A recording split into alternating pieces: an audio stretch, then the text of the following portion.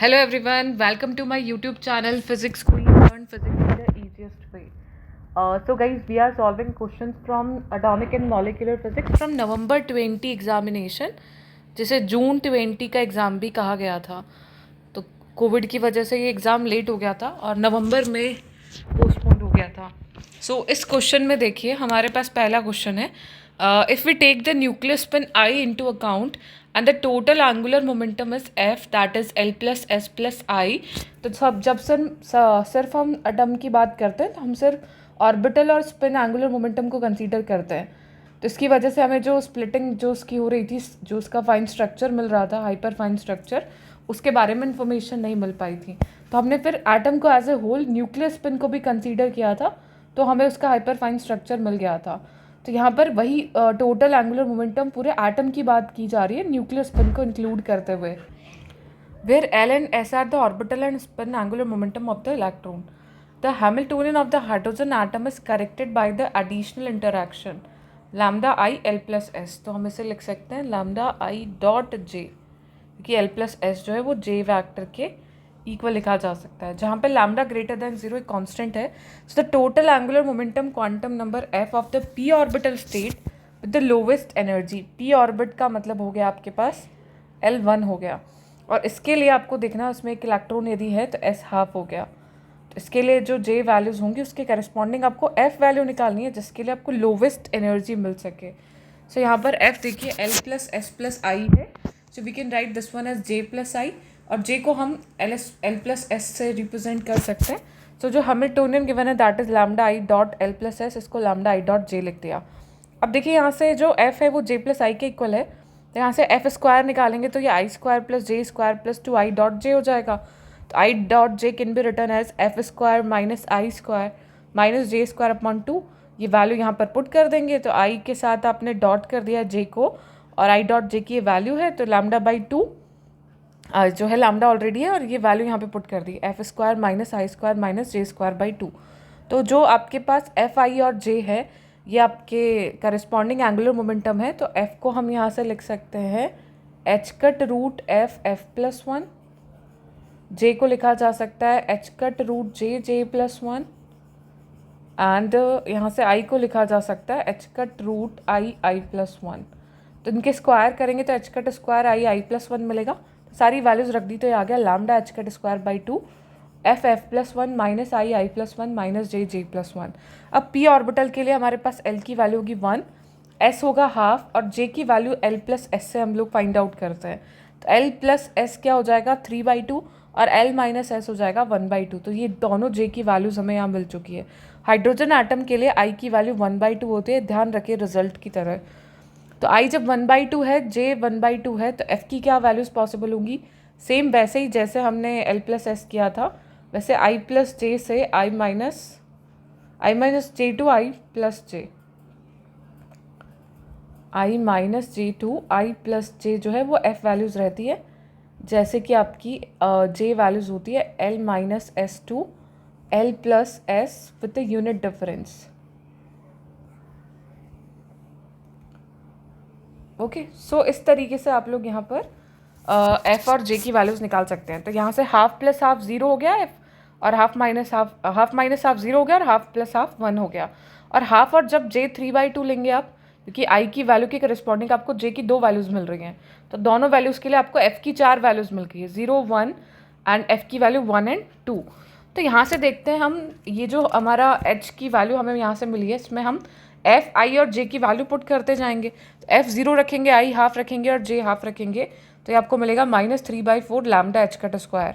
Similarly आप F को one रखेंगे, आई को वन बाई टू रखेंगे और जे को हाफ रखेंगे, तो ये मिल जाएगा one by four lambda H cut square.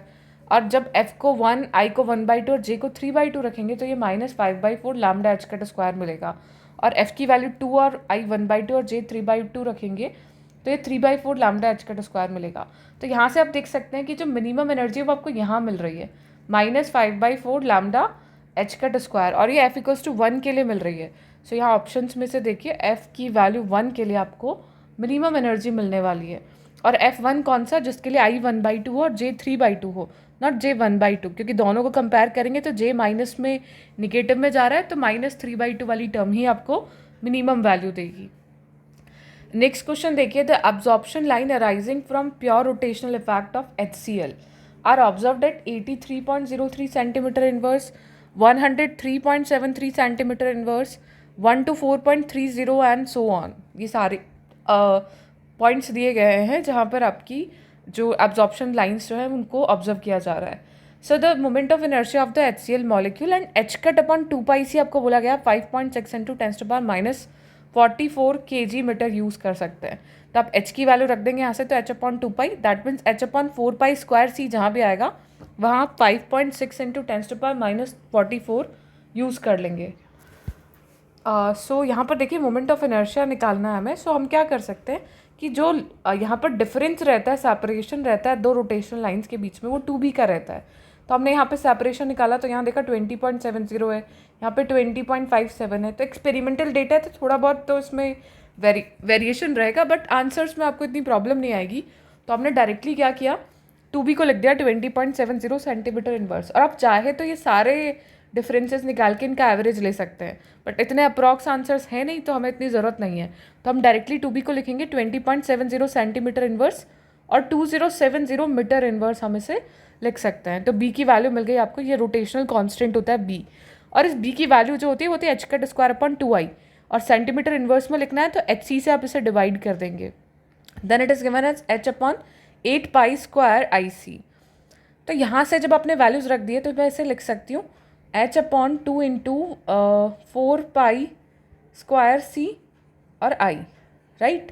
तो यहाँ से i जो निकालना है वो लिखा जाएगा h upon 2 4π² c into i, और h अपॉन 4π² c की वैल्यू गिवन है 5.6 इंटू 10⁻⁴, और नीचे रिमेनिंग रहेगा सिर्फ 2b।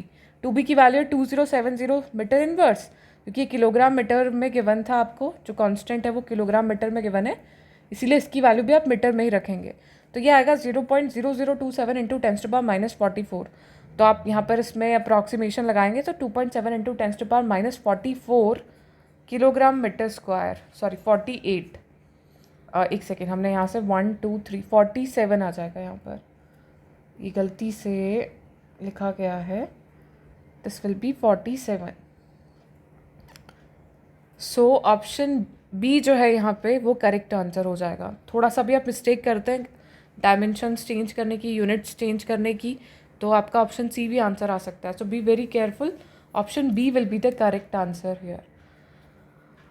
Next question is from laser. The energies of the three lowest states of an atom are E0 is minus 14 electron volt, E1 is minus 9 electron volt and E2 is minus 7 electron volt.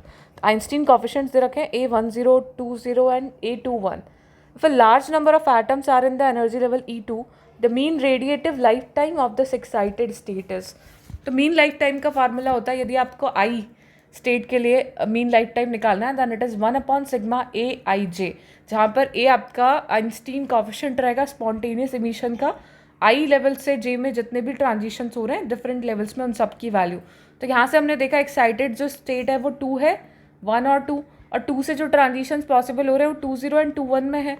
तो यहाँ से हमने लिखा A20 plus A21, A20 की value है 1.2 into 10⁸, और यह 8 into 10⁷। तो आपने 1.2 इंटू 0.8 इंटू 10⁸ किया तो ये 1/2 आ गया, 0.5 into 10⁻⁸ seconds. So option C will be the correct answer here.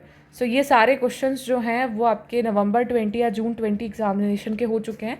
जून 2011 से लेकर नवंबर 20 तक के सारे क्वेश्चंस हम फ्री क्लासेस में सॉल्व कर चुके हैं। तो आप प्लेलिस्ट में जाके सारे सोल्यूशंस देखें, बहुत आइडिया मिलेगा। और नेक्स्ट पेपर में आप लोग आराम से, यदि 15 मार्क्स का पेपर आता है तो 10 मार्क्स आप PYQs करके, यदि बहुत स्मार्टली कंसेप्चुअली आप कर लेते हैं तो बहुत अच्छे से अचीव कर सकते हैं। एंड गाइज अभी अनअकैडमी पे भी ऑफर चल रहा है, तो आप मेरा कोड सुरभि लाइव यूज़ कर सकते हैं 20% डिस्काउंट के लिए, SURBHILIVE for 20% discount on Unacademy subscriptions. Thank you so much.